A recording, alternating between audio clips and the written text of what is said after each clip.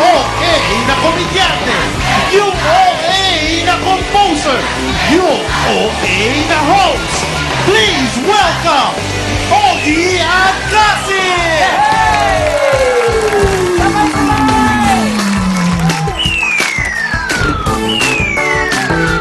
Happy ka dito mula Lunes hanggang Linggo. Happy ka dito, tuloy-tuloy ang serbisyo. Happy ka dito, ikaw ang bida lagi sa bawat eksena. Mayroon kang kakampi, di ka na malulungkot pagkat narito kami. Happy ka dito, kapatid. Happy ka dito sa Tinipan. Magandang umaga, Pilipinas! Welcome sa game show ng mga Pinoy ang... Yes! Bago tayo pumunta sa tanungan, ako na muna ang magtatanong. Sino ba ang may gusto ng t-shirt? Sino may gusto ng t-shirt? Sino may gusto ng t-shirt? Okay! Ito ang ating katanungan. Ano pangalan mo? Erwin Erwin ano? de la Cruz. Sinong nagkulay ng buhok mo? Walang po. O magbigay ng fruits sa hindi bilog. Mangga. Pwede! Bigyan ng t-shirt yan! Aba! Sinagap kayo! Sino pa may gusto ng t-shirt?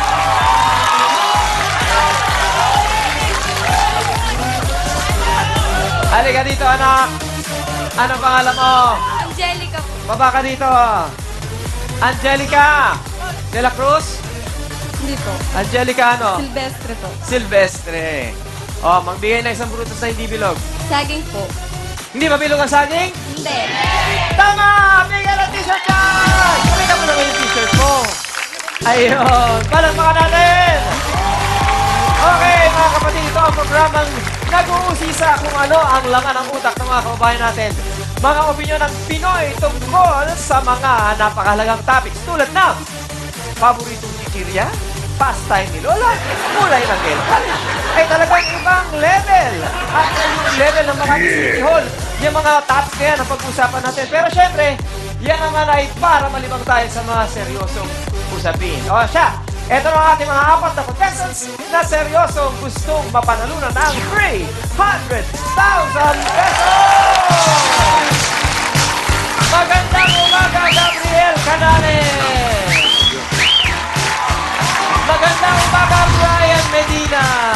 Hello po, Kuya Ogie. Christine Ibanez, magandang umaga Hello sa iyo! po. Hernani Caliente, magandang umaga sa inyo! Magandang umaga, Kuya Ogie. Nako, good morning, Gabriel. Kamusta ka? Good morning po! Okay naman. Kwentuhan mo kami. Ay, opo. Kami po ay mapalad na survive nung Typhoon Haiyan, Yolanda po. Mag-iisang taon na rin po, ngayong November 8. So, ayun, kahit na nalunod na po kami halos dito sa loob ng bahay, eh, nakalabas pa rin kami ng bintana. At eto, naglalaro na ako ngayon sa Latas Pilipinas. Nako, Gabriel. God be praised. God is good. God is good. God is Amazing talaga siya. Gab, pwede ba Gab na lang tawag ko sa'yo? Sige po. Gab, galingan mo ngayon, ha? Ialay mo ang iyong paglalaro sa lahat ng mga kamag-anak mo dyan sa Tacloban, ha? Opo. Alright, thank you, Gab. Salamat po. Salamat din, po. Brian. Hello po, Kuya Ogie. Hello po. Kamusta po kayo dyan? Brian, kwentuhan Hello mo po. ako. Ako po si Brian. Nagtuturo po ako ng swimming. Tanggalin ko nga po na to kasi parang nagpa-fog ata ko eh. Yan. Yan po, nagtuturo po ako ng swimming sa mga bata, especially po sa LGU at sa PNP po natin dito sa Cagayan de Oro about sa basic water safety, sa swimming po at sa rescue. Ano bang pinakamabilis na stroke? Ito ba yung freestyle? Tama ba? Yes, yun po, Sir Ogie, yung competitive talaga, tapos speed. Freestyle po na talaga. Yung mga butterfly, hindi mabilis na langoy yun. Mabilis yun, pero ito talaga ng kwan talaga yun. Medyo mas mabaga, mas nakakapagod. Nakakapagod, di ba? Sino ba Nakakapagod. nag-invento ng langoy na yon? Para gusto mo mapagod? Mag-butterfly ka. Thank you, Brian. Christine, how are you? Good day to all! Happy? Happy channel. Thank you, Christine. Anong kwento mo, Christine? I'm Christine and I'm working as jail officer in Bureau of Jail Management and Penology. Presently assigned at Davao Multivista District Jail at Combal Province. Uy, kamustahin mo kami dyan sa lahat ng mga kasama mo dyan, ha? Opo. Sinabihan ko na po sila na nakasali ako dito sa ASK Pilipinas. Maraming po salamat po dahil marami po kayo natutulungan ng mga nangangailangan po ng tulong niyo. Nako, thank you. God is good eh. God is good. Baka naman. Oh, sige nga, kanta.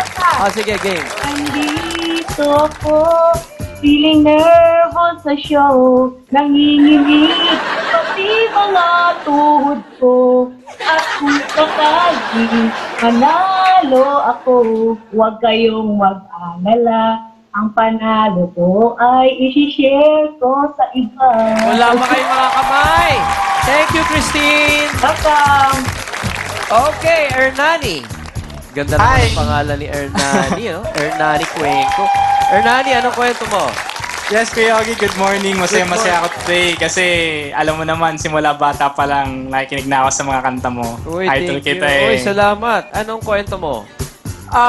Nag-work ako dito home-based as a virtual assistant sa isang online company. And meron na rin akong anak, 2, parehong babae. Proud daddy. Proud daddy. Yes. Alright, Ernani, galingan mo, ha? Thank you, thank you. Kayong 4, ready na ba kayo? Ready na po. Ready na po. Alright, oras na para magpakitang gilas dito sa Let's Ask Pilipinas. Reminder lang uli, pagkatapos ng round 1, mawawala na sa laro ang isa sa inyo. So all the best sa inyong 4. Ito na ang round 1 with question number 1 worth 2,000 pesos. Ang dalawang posibleng sagot ay kanang kamay, kaliwang kamay. Ang tanong, tinanong namin ang mga Pinoy, saan mo isusuot ang loom band na bigay ng crush mo? Nakitaastan po mga kasagutan, mga kapatid. Tanungin natin si Gabriel. Yes, ang sagot ko po ay kaliwa. Bakit po kaliwa? Sa kaliwa, dun nilalagay ang sing-sing, di ba? Pag pinakasalo. Siyempre, pag crush mong nagbigay, feeling mo, May nasad ka start na na rin. yan. Thank you, Gab. Brian. Sagot ko naman po ay kaliwa rin po, Sir Ogie. Okay, thank you, Brian. Christine. Ang sagot ko po ay kaliwang kamay. Uy, kaliwang kamay din. Tanungin natin, Opo. bakit? Bakit? Yung sa kanan, relo. Tapos, syempre, yung sa kaliwa, yung bigay na sakto. Thank you, Christine. Ernani. Yes, Kuya Ogie, ang sagot ko ay kaliwang kamay din. Kaliwang kamay din. Yes. Alright, tingnan natin ang sagot. Let's Ask Pilipinas. Kaliwang kamay, 56%. Tama kayong 4. Ituloy na natin ang laro with question number 2 worth 3,000 pesos. Ang mga posibleng tamang sagot. Papara at maghahanap ng talahiban. Titiisin na lang at bahala na.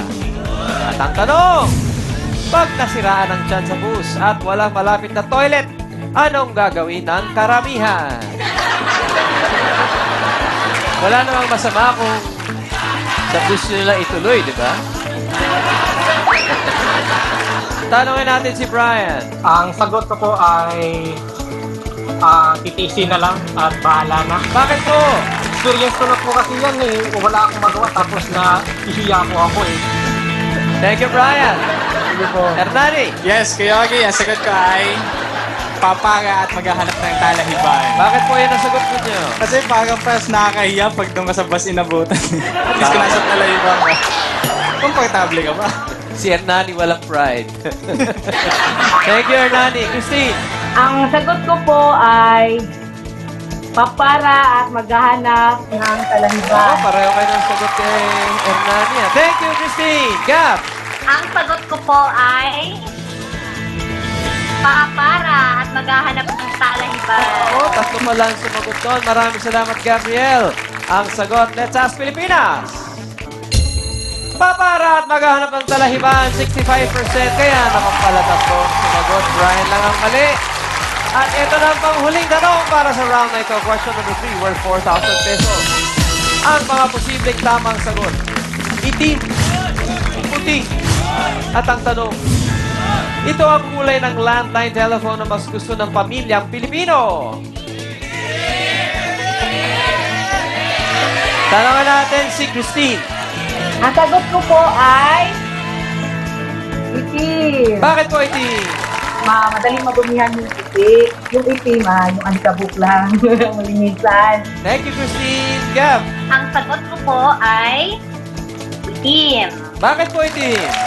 Dahil meron akong 3 anak, kaya kagaya ng sabi ni Christine, madaling madumihan pag puti, kaya itim. Akala ko maitim yung mga anak mo. Yung isa! Thank you, Gab. Biro lang, ha?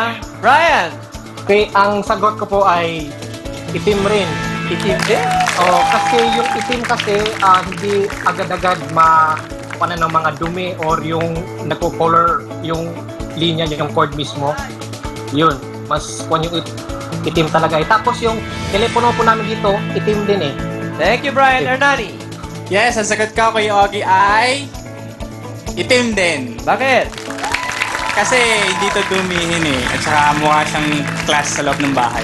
Okay, thank you, Hernani. Ang sagot, let's ask Pilipinas.